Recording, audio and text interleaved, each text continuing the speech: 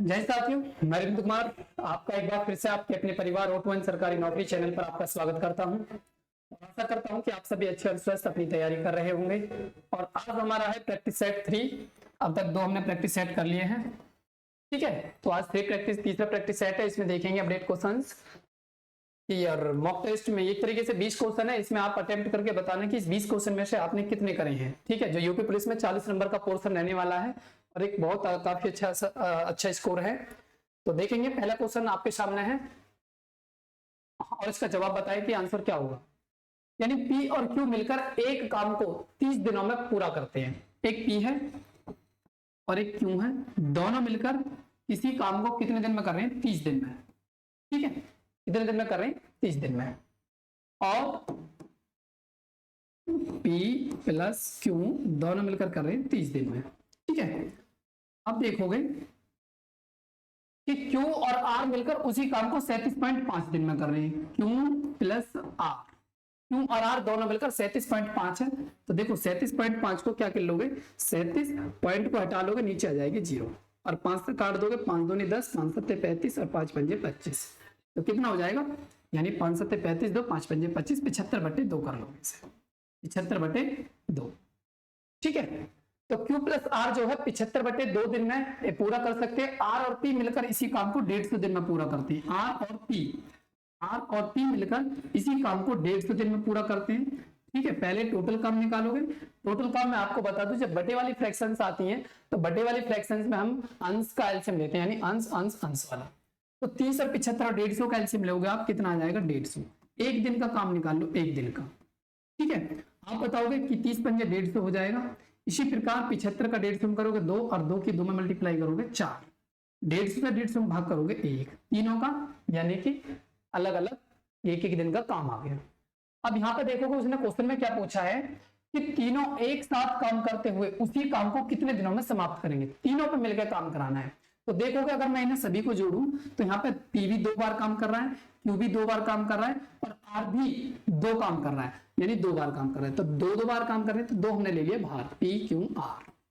और यहाँ पे देखोगे टोटल काम कितना है? 5 और 4 9, 9 और 1 10, ठीक है। 2 मल्टीप्लाई का किस में आ जाएगा? डिवाइड में, यानी P plus Q plus R क्या हो जाएगा?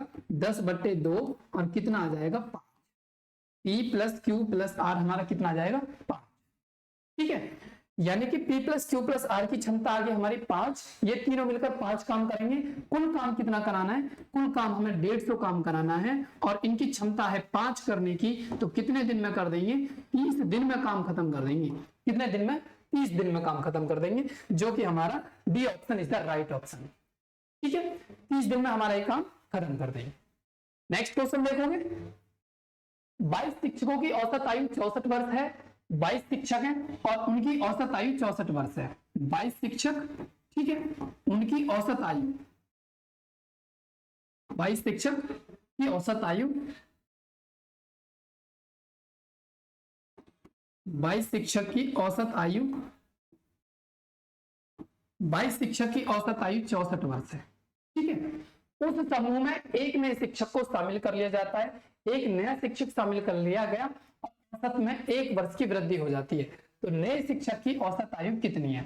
देखो एक और सम्मिलित करा है और औसत में कितने की वृद्धि होगी? 1 वर्ष की वृद्धि। कितने की वृद्धि हुई है? 1 वर्ष की वृद्धि हुई है, ठीक है। तो आप अब देखोगे, यानी पहले कितना था? 64 था और अब कितना हो जाएगा? 65। यानी एक शिक्षक और सम्मिलित कर लिया तो कितने हो गए? 23 हो गए। एक नए शिक्षक को शामिल कर लिया और औसत में कितने की वृद्धि होगी? यानी कि अब पहले 64 था, 1 की वृद्धि हो जाएगी 65, ठीक है। 1 की वृद्धि हो जाएगी, कितना हो जाएगा? 65। अब देखो डायरेक्ट अब इस केस में मल्टीप्लाई करेंगे, इस केस में मल्टीप्लाई करेंगे तो समस्या आ जाएगी। देखो वृद्धि हुई है, पहला औसत कितना था? पहला औसत था 64, ठीक है। औसत में कितने की वृद्धि हुई है? औसत में हुई है 1 की वृद्धि। औसत में कितने की वृद्धि? 1 की वृद्धि। मैंने बताया यदि औसत में वृद्धि तो प्रत्येक संख्या में वृद्धि, प्रत्येक मेंबर में वृद्धि, प्रत्येक अध्यापक में वृद्धि, यानी 1 की वृद्धि कितने में हो जाएगी? 23 में। तो यहाँ पे देखोगे 64 प्लस 23 एकम कितना हो जाएगा? 23। 23 एकम कितना हो जाएगा? 23 और 64 और 23 यानी 4 3 7 और 6 2 8, कितना हो जाएगा? 87, यानी उसकी उम्र हो जाएगी भैया 87। यानी डी ऑप्शन हमारा is the right answer. D option हमारा क्या हो जाएगा? सही, ठीक है। नेक्स्ट क्वेश्चन देखोगे इसी प्रकार। अच्छा ये इंग्लिश में आ गया, चलो कोई नहीं। फाइंड द हाइट, भैया ये हमारे टाइपिस्ट में मिस्टेक्स हो गया, ये होगा इंग्लिश में, देखो कोई नहीं, देख लेते कर लेते। Find the height of the triangle whose base, यानी 5/7 ऑफ हाइट, जो बेस है यानी जो आधार है, मैं बता देता हूं, यानी हमें ऊंचाई बतानी है किसकी, त्रिभुज की। त्रिभुज की ऊंचाई हमें ज्ञात करनी है, और वो कह रही है जो आधार है ना, जो आधार है वो ऊंचाई का 5/7 है, ऊंचाई का 5/7। तो ऊंचाई मल्टीप्लाई की किस में आ जाएगी, डिवाइड में, यानी आधार बटे ऊंचाई, और बराबर कितना हो जाएगा 5/7। ठीक है, और उसका एरिया दे रखा है, एरिया त्रिभुज का एरिया क्या होता है, 1/2 गुना आधार और गुना ऊंचाई। ठीक है, और बराबर कितना दे रखा है एरिया, 18.207। ठीक है, और आधार और ऊंचाई कितने हैं, 5 और 7। देखो रेशो है एक तरीके से, ये क्या है, रेशो। तो इनके साथ में हमें n और n लेने पड़ेगी, और n लेने पड़ेगी। तो अब क्या करोगे, 1/2 आधार हो जाएगी 5n, ऊंचाई हो जाएगी 7n, और बराबर कितना हो जाएगा 18.207। पॉइंट हटा सकते हो, तो नीचे कितना हो जाएगा, नीचे आ जाएगा 1000। ठीक है, तो देखो काटोगे इसे, अगर 7 से काटे, इसे 7 से काटोगे तो कितनी बार कटेगा, 7 से इसे काटोगे, 7 दूनी 14 हो जाएगा, 4 7 6 42, 0 7 1 7। ठीक है, अब नहीं कटेगा है ना, अब नहीं कटेगा। तो अब देखोगे ये हो जाएगा 5/2, और ये कितना हो जाएगा n स्क्वायर बराबर 2601 और बटे 1000। ठीक है, ये पहुंच जाएगा ऊपर और ये आ जाएगा नीचे। देखोगे n स्क्वायर क्या हो जाएगा, और मैं आपको एक और डायरेक्टली बता दूं, तो जैसे कि ऊंचाई निकालनी है ना, ऊंचाई कितनी हमारी 7 का मल्टीपल, यानी कि 7 या 21, 7 14 7 7 से 2 अक्षर आ रहे, कोई नहीं। तो इसका 26 से 1 में मल्टीप्लाई करोगे, 2 एकम 2 हो जाएगा, 2 0 0, 2 6 12 2 हाथ से ले, 2 दूनी 4 1 5। ठीक है, और ये 5 आ जाएगा, ये आ जाएगा 5000। ठीक है, अब इसे काट लो, 2 से काट लो, 2 से काटोगे तो ये तो हो जाएगा 25, तो और 2 से ऐसा काटोगे ये हो जाएगा 2601, स्क्वायर आ जाएगा रूट पे, और 2601 और 2500 ये कितने का हो जाएगा, ये तो हो जाएगा 50 का, और ये हो जाएगा 51। n की वैल्यू आ गई 50/51, और हमें चाहिए ऊंचाई, हमें क्या चाहिए, ऊंचाई। ऊंचाई 7 थी, और n की वैल्यू 51/50। ठीक है, 7 एकम 7, 7 पन्ना 35/50, 5 सत्ते 35, 7.14, यानी एक हमारा आंसर आ जाएगा। फर्स्ट इज द हमारा राइट ऑप्शन। ठीक है, इसमें थोड़ी सी कैलकुलेशन थी। नेक्स्ट क्वेश्चन देखोगे हम, 27 गुणा 50, यानी कि हमने यदि मल्टीप्लाई करेंगे, देखो कोष्टक का कोष्टक पहले होता है, यानी 0 तो ऐसे हो जाएगा, और 5 सत्ते 35 हो जाएगा, और 5 दूनी 10 और 3 13 हो जाएगा। ठीक है, और डिवाइड कितना है, 25 है, और मल्टीप्लाई 5 है, और 15 में से 14 गई तो 1 बचेंगे, प्लस 800/25 है। ठीक है, तो पहले तो डिवाइड होएगा, 25 का इसमें करेंगे, देखो 25 पंजे 125 हो जाएगा, 10 25 चौके 100, मल्टीप्लाई 5 एकम 5 हो जाएगा, और 25 का इसमें करेंगे, 25 75, 25 दूनी 50। ठीक है, 5 चौके 20, 5 पंजे 25 और 2 27, प्लस 32, अब दोनों को जोड़ेंगे, 7 3 10 की 0 हासिल 1, अब 2 और 1 3, 302 हमारा is the right option, B is the right option. ठीक है, नेक्स्ट क्वेश्चन देखोगे, नेक्स्ट क्वेश्चन क्या है, यानी 2.3 बार प्लस 4.3 बार। ठीक है, हम क्या करेंगे, इसको लिख लेंगे 2 + 3, और बार का क्या आ जाएगा, बार का आ जाएगा 9। इसको लिख लेंगे 4 + 3, बार का क्या आ जाएगा 9, 4 और 2 ये कितना हो जाएगा 6, और ये 3 और 3 ये कितना हो जाएगा, यहीं से इस काट सकते हो, यानी 1 और 3 3 9, 3 एकम 3 3 3 9, इन्हें जोड़ सकते हो 2/3। ठीक है, 6 3 6 18, 18 2 20, 20/3 हमारा क्या आ जाएगा answer, 20/3 B is the right option. ठीक है, इसी प्रकार नेक्स्ट क्वेश्चन देखोगे, नेक्स्ट क्वेश्चन क्या है, यदि कुल वस्तुओं को कुल वस्तुओं का 70% 20% के लाभ पर बेचा जाता है और शेष वस्तुओं को 10% की हानि पर बेचा जाता है, तो कुल लाभ प्रतिशत कितना है? देखोगे हमारे पास में मान लो 100 वस्तु है, ठीक है, इनमें से 100 यानी इसमें से कुल वस्तुओं को 70% और 20% के लाभ पर 70 वस्तु, ये 70 वस्तु अभी यही काट लेना है। कुल वस्तुओं में से 70 वस्तुओं को कितने पे? 20% लाभ पे बेचा। 100 में से जो हमारी 70 वस्तु थी वो 20% लाभ पर बेच दी, 20% लाभ पर बेच दी, तो कितने में बेच दी? 84 रुपए। एक तरीके से 100 वस्तु 100 रुपए की थी और 100 में से 70 वस्तु 20% लाभ पे 84 रुपए में बेच दी। अब शेष वस्तु कितनी बेची? 70 तो बेच दी, अब शेष वस्तु बची 30। अब उस 30 को 10% की हानि पर बेच दिया, 10% की हानि पर, 10% की हानि पर बेच दिया, तो 90/100 हो जाएगा और 0 से 0 और 9 कितना हो जाएगा? 27। तो टोटल कितने रुपए में बेच दिया? 7 4 11 और 8 2 10 11, 111 रुपए में बेच दिया था। हमारे पास में 100 वस्तु कै रुपए की मानी थी हमने? 100 रुपए की, तो 111 में बेच दिया, तो कितना प्रॉफिट हुआ? सीधा यानी 11% प्रॉफिट हुआ। कितना परसेंट हुआ? 11% का प्रतिशत हमें लाभ हो जाएगा, जो कि ए ऑप्शन हमारा इज द राइट आंसर।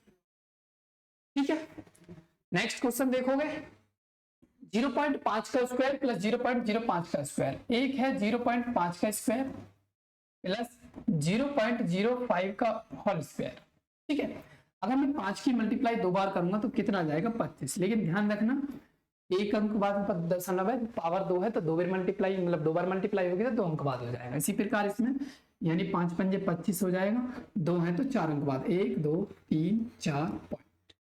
इन दोनों को ऐड कर लोगे, 0.25 और 25 यानी 2525 आ जाएगा हमारा आंसर, यानी option number is the first. ठीक है, नेक्स्ट क्वेश्चन देखोगे, एक पुस्तक को उसके अंकित मूल्य के 16/25 पर बेचने पर हानि होती है। एक वस्तु को उसके अंकित मूल्य यानी अंकित मूल्य के 16/25 में बेचने पर हानि होती है। क्या हुआ कि एमआरपी था, देखो अंकित मूल्य की एमआरपी के 16/25 पर बेचने पर हानि होती है।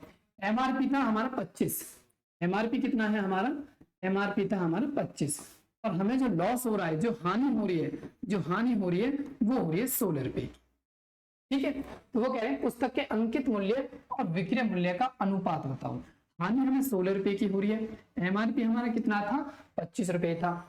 ठीक है, तो वो कह रहा है कि विक्रय मूल्य बेचने पर हानि होती है, पुस्तक के अंकित मूल्य और विक्रय मूल्य का अनुपात। 1 मिनट रुक, ये जो कह रहा है एमआरपी के बेचने पर, ये बेचने वाला मूल्य है, ये एमआरपी है।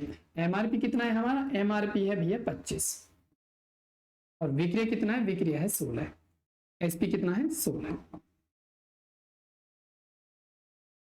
तो ये क्या हो जाएगा? 25:16। अंकित मूल्य के 16/25 पे होने पर, 1 मिनट रुको, ये इसमें मिस प्रिंटिंग है थोड़ा सा। अंकित मूल्य के 16/25 पर बेचने पर, अंकित मूल्य एमआरपी तो हो जाएगा हमारा 16 रुपए, क्योंकि लॉस कब होगा? हानि कब होगी? यानी एसपी हो जाएगा 25। जब हमारे यानी एमआरपी 16 था, एमआरपी कितना था? 16 और कितने? 25 में बेच दी। मिस्टेक है क्या इसमें? मिस्टेक लग रही है। एमआरपी हो गया हमारा 25 और बेचने वाला मूल्य 16, 25:16 इज द राइट आंसर। ये आंसर है हमारा, ए इज द राइट आंसर। पहला वाला ही ठीक था, 25 और 16 यानी अंकित मूल्य हो गया हमारा 25 और बेचने वाला मूल्य हो गया हमारा 16, 16 बेचने वाला, एमआरपी हमारा 25 इज द राइट आंसर। इसमें थोड़ी सी मिस प्रिंटिंग है, इसे कर लेना चाहिए। नेक्स्ट क्वेश्चन देखो, 2 यानी 2 प्लस यानी 6 + 2 गुना 9 - 4, 9 में से 4 गए तो 5 और बट्टे 2 और 2 से 2 काटोगे, 6 + 5 हो जाएगा, 6 × 5 = 11 यानी हमारा first answer is the right answer. ठीक है, रमेश का वेतन रमन के वेतन से 20% अधिक है भैया। एक रमेश है, यानी रमेश का जो वेतन है वो रमन के वेतन से कितना अधिक है? 20% अधिक है रमन के वेतन से। अगर ये 100 है तो 20% अधिक है, 120 हो गया है। यदि रमेश 33,750 रुपये बचाता है, ठीक है, और उसका वेतन का 75% है, उसके वेतन का 75% है, ठीक है, तो रमन का वेतन कितना है देखोगे, यानी उसके वेतन का 75% है क्या जो ये बचाता है, तो 75% की वैल्यू क्या है, 75% की वैल्यू क्या है, 75% 75% की वैल्यू आप देखोगे कि 75% की वैल्यू है 33,750। यहाँ पे क्या बात कितने पे बचाता है, जो उसके वेतन का इतना परसेंट है, तो 75% की वैल्यू इतनी होगी, तो 100% की वैल्यू बता दो, पहले 1% की वैल्यू निकाल लो, यानी कि 33,750 बटे 75। जब इसे काटोगे 25 से 75, 25 से इसे काटोगे 25 एकम 25 यानी 887, ठीक है, 25 से 75 हो जाएगा, कितने बचे 12, 25 पंजे 125 हो जाएगा, 3 से काटोगे 3 चौके 12, 3 पंजे 15, 0। 1% की वैल्यू 450 है, 100% की वैल्यू कितनी हो जाएगी, 100% की वैल्यू हो जाएगी ये 45,000, ठीक है। अब 100% की वैल्यू ये होगी, तो वो कह रहे हैं, ठीक है, तो 100% की ये किसकी थी बात, ये किसकी थी, रमेश, ठीक है। अब रमेश का वेतन जो है ये 20% अधिक था रमन से, हमें रमन का वेतन बताना है, या तो इसी में से 20% हटा लो या 120% की वैल्यू रख लो। यहाँ पर रमेश का वेतन 120, यहाँ पे कितना है 45,000, तो 120 पॉइंट की वैल्यू कितनी है 45,000, 100% की वैल्यू बता दो, 0 से 0 काट लोगे, 12 से काटोगे तो 12 ये 36, ठीक है, 9, 12 पंच 60, 12 पंच 60, 12 छिंग 72, 12 सत्ते 84, 12 पंच 60, 100% की वैल्यू बता दो, यानी 37500, 37500, ठीक है ना, 37500, 37500, ऑप्शन नंबर डी हो गया, ऑप्शन नंबर डी, ठीक है, ठीक है, 33,500। नेक्स्ट देखो 512 के 64%, यानी 512 का 64%, 64 बट्टे 100, 215 का 40 बट्टे 100, 215 का 40 बटे 100 का मान कितना है देखोगे, कितने जोड़ लो, मल्टीप्लाई करके जोड़ना है या डीएस कॉन्सेप्ट लगा लो, डीएस कॉन्सेप्ट ज्यादा बेटर रहेगा, लेकिन डीएस कॉन्सेप्ट एलिजिबल हो जाएगा, देखते हैं चलो, 5 और 1 6 7 8 हो जाएगा, ठीक है, 6 4 10 1 हो जाएगा, 5 2 7 और 1 8 हो जाएगा, 6 4 10 हो जाएगा, ये कितना हो जाएगा 5 6 7 8 हो जाएगा, ठीक है, और ये भी 4 6 10 है, 8 8 16, 16 में 7 7 डीएस चेक कर लो किसका है, यदि यहाँ पे डीएस चेक करोगे, देखो 4 तो 6 6 6 दूनी 12 13 13 और 5 13 14 15 16 17 18 हो जाएगा, 18 और 8 कितने हो जाएंगे 26, 26 में कितना हो जाएगा 8, इसमें देखोगे 4 2 6 6 12 12 और 8 20 5 25 25 में कितना हो जाएगा 7, यानी 8 और 8 16 16 16 और 2 18 18 5 कितना हो जाएगा 23, 23 में कितना हो जाएगा 5, 8 16 16 4 20 5 25 26 27 27 में कितना हो जाएगा 9। डीएस क्या होता है, इनके डिजिट का सम जोड़ लो, ठीक है, तो इसमें क्या हो जाएगा B option is the right, क्योंकि नहीं फिर इसकी मल्टीप्लाई करोगे, इसकी मल्टीप्लाई करोगे, फिर जोड़ोगे तो ज्यादा हो जाएगा। नेक्स्ट बताओगे 600 मीटर लंबी एक रेलगाड़ी और विपरीत दिशा में चल रहे एक व्यक्ति को 20 सेकंड में पार करती है, मैंने बताया था व्यक्ति की कोई दूरी काउंट नहीं होती, रेलगाड़ी प्लेटफॉर्म या पुल या ब्रिज की दूरी काउंट होती है, यदि रेलगाड़ी की चाल व्यक्ति की चाल की 5 गुना है तो रेलगाड़ी की चाल कितनी है, देखोगे 600 मीटर लंबे पुल को 600 मीटर लंबे पुल को 600 मीटर लंबी एक रेलगाड़ी विपरीत दिशा में चल रहे एक व्यक्ति को 20 सेकंड में पार करती है, 20 सेकंड में पार करती है, अपने आप को पार कर रही है एक तरीके से, तो 20 सेकंड में पार करती है, तो 20 से कितनी हो जाएगी 20 या 60 30 किलोमीटर पर घंटा हो जाएगी ट्रेन की चाल, ठीक है। अब वो कह रहा है कि जो ट्रेन की चाल है, जो ट्रेन की चाल है व्यक्ति की चाल की, पर्सन की चाल की कितनी गुनी है 5 गुनी, ठीक है, और ये किसकी चाल होगी, ये होगी ट्रेन की चाल, तो ट्रेन की चाल कितनी होगी 30 5 30 होगी, 5 मल्टीप्लाई का डिवाइड में आ जाएगा और बराबर। अब ये किलोमीटर प्रति घंटा, किलोमीटर प्रति घंटा बनाने के लिए 18/5 की हो जाएगी, 18/5।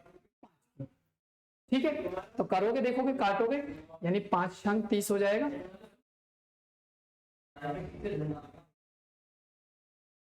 60 मीटर लंबी एक रेलगाड़ी विपरीत दिशा में चल रहे एक व्यक्ति को 20 सेकंड में पार करती है। ठीक है, देखो जो b प्लस एस है, विपरीत में दूरी जुड़ती है, चाल, चाल बराबर दूरी और बटे कितना हो जाएगा समय, ये कितना आ जाएगा 30 मीटर पर सेकंड हो जाएगा, 30 मीटर पर सेकंड। और वो कह रहे हैं कि जो ट्रेन की चाल है, ये मान लो ट्रेन है, दूसरा है ना, एक ट्रेन है और एक कौन है, एक है पर्सन। अब वो कह रहा है जो ट्रेन है, जो ट्रेन की चाल है, रेलगाड़ी की चाल व्यक्ति की चाल का 5 गुना है, यानी पर्सन की चाल का कितना गुना है, 5।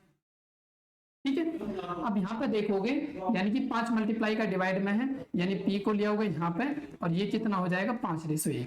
यहाँ पे देखोगे कितना है टोटल, यहाँ पे देखोगे 6 है टोटल दोनों का योग, और यहाँ पे दोनों का योग 30 है।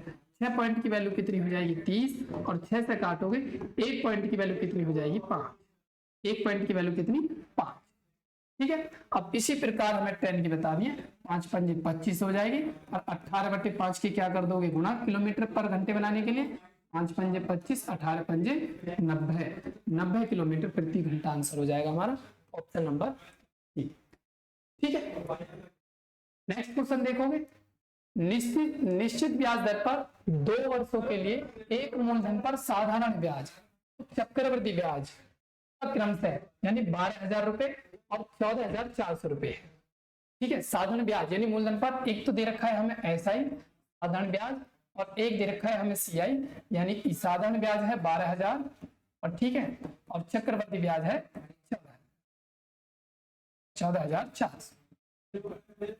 ठीक है, 2 वर्षों में है, ठीक है, बिल्कुल ठीक है। देखो साधारण ब्याज हर साल का इक्वल होता है, पहली साल का भी 12,000 ही होगा, बिल्कुल ठीक है, दूसरी साल का भी कितना होगा 12,000 ही होगा, बिल्कुल ठीक है। लेकिन ये 2 साल का सीआई है, ये 2 साल का सीआई है। ठीक है, तो ये 12,000 से कितना ज्यादा है, यानी कि 2400 ज्यादा है। तो ये जो 2400 ब्याज मिला होगा, ये पहली साल के ब्याज पे ब्याज मिला, इस साल का ब्याज 12,000 हो गया, दूसरी साल का ब्याज 12,000 हो गया, पहली साल ये जो 2400 रुपए फालतू है दूसरी साल में सीआई पे, ये पहली साल के ब्याज पे ब्याज मिलेंगे। कितने मिलेंगे, कितने मिलेंगे, देखो 2400 रुपए मिले हैं। ठीक है, किस पे मिले हैं 12,000 रुपए, 12,000 पर परसेंट के लिए कितना करोगे 100, रेट ही तो बता दें। अब राशि पहले राशि निकाल लो, कोई नहीं, 2 जीरो से ये 2 जीरो कट जाएंगे, ठीक है, और 0 से ये 0 कट जाएगी, 12 से काटोगे 12 दूनी 24, 20% रेट आ जाएगी, 20%। अब देखोगे 12,000 हमारे ब्याज आया, पी मूलधन हमें पता नहीं, 20% से आया, कितने साल का 2 साल का, और बटे 100, 20 से काटोगे 20 पंजे 100 हो जाएगा, 2 से काटोगे 6,000 हो जाएगा, और 6 पंजे 30, यानी प्रिंसिपल कितना आ जाएगा 30,000। ठीक है, जो कि हमारे ऑप्शन में नहीं है। मूलधन एक बार फिर ट्राई कर लो, निश्चित ब्याज 2 वर्ष के लिए एक मूलधन पर साधारण ब्याज चक्रवर्ती ब्याज वार्षिक रूप से संयोजित है 12 और 14। ठीक है, 12 बिल्कुल ठीक है, 12 13 14 2400 बिल्कुल ठीक है, 2400 रुपये 12,000 गुना स्टॉक, ठीक है, ये भी 20% बिल्कुल ठीक है, 2 जीरो से 2 जीरो, 1 जीरो से 1 जीरो, 12 20%, ये 2 साल का ब्याज ही तो मिला है।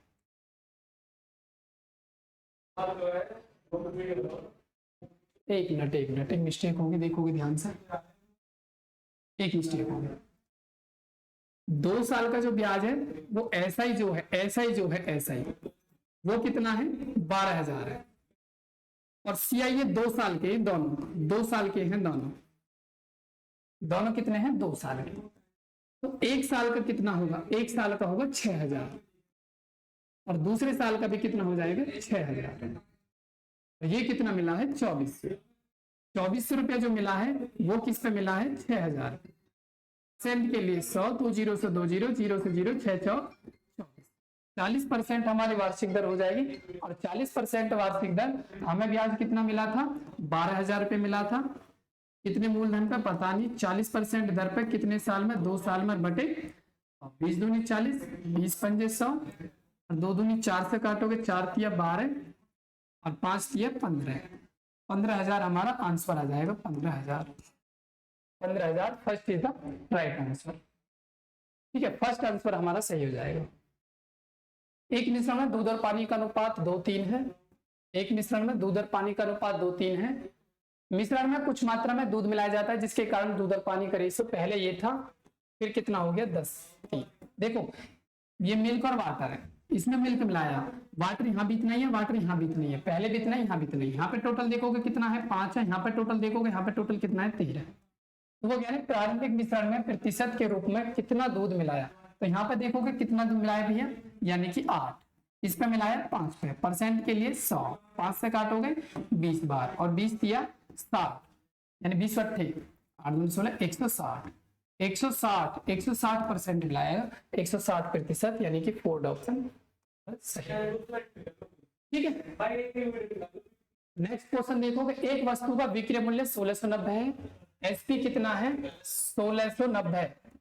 ठीक है, यदि 35% की छूट दी जाती है, एक वस्तु का विक्रय मूल्य, ठीक है 35% की छूट दी जाती है, एमआरपी कितना है। देखो हमें क्या पता है एमआरपी कितना है, एमआरपी ऐसे लिख लो। अब उस पर क्या है 35% की छूट दी गई है, तो कितना हो जाएगा, 35% की छूट दी गई है तो 65/100, 65/100, और यहाँ पे कितना है 1690। ठीक है, 5 से काटोगे 5 कम 5, 5 के 15, 5 से काटोगे 20 बार, 13 से काटोगे 13 बार, और 13 दूनी 26। ठीक है ना, 26 हो जाएगा एमआरपी। एमआरपी कितना हो जाएगा 2600। A option is the right. Next question देखोगे,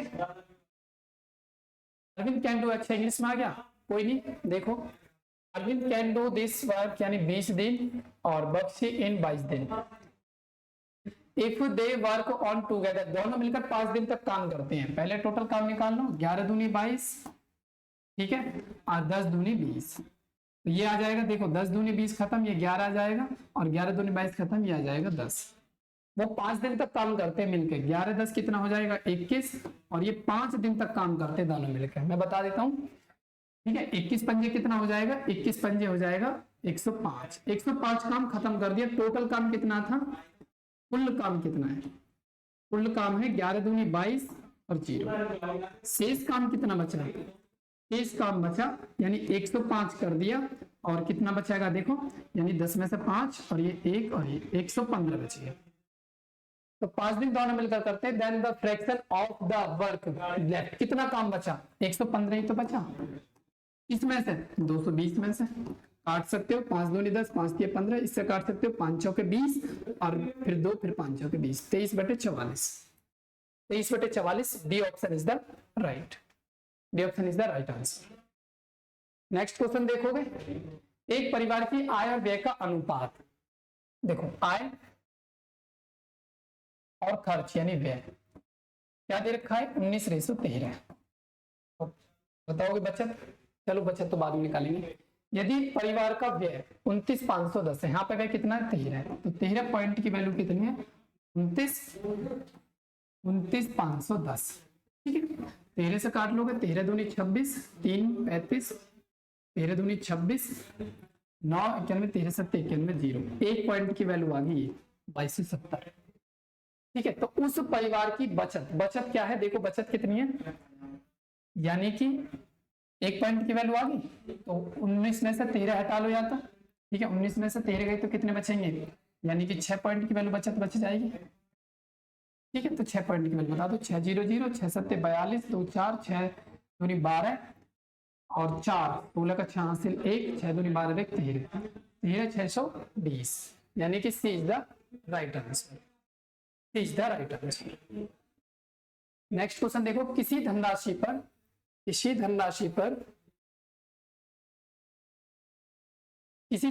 20 वर्षों के लिए प्राप्त साधारण ब्याज उस धनराशि का 2/5 है। जो ब्याज है हमारा, जो ऐसा ही है, वो मूलधन का 2/5 है, यानी पी यहाँ पे आ जाएगा भैया, ऐसा ही बटे पी कितना हो जाएगा 2/5।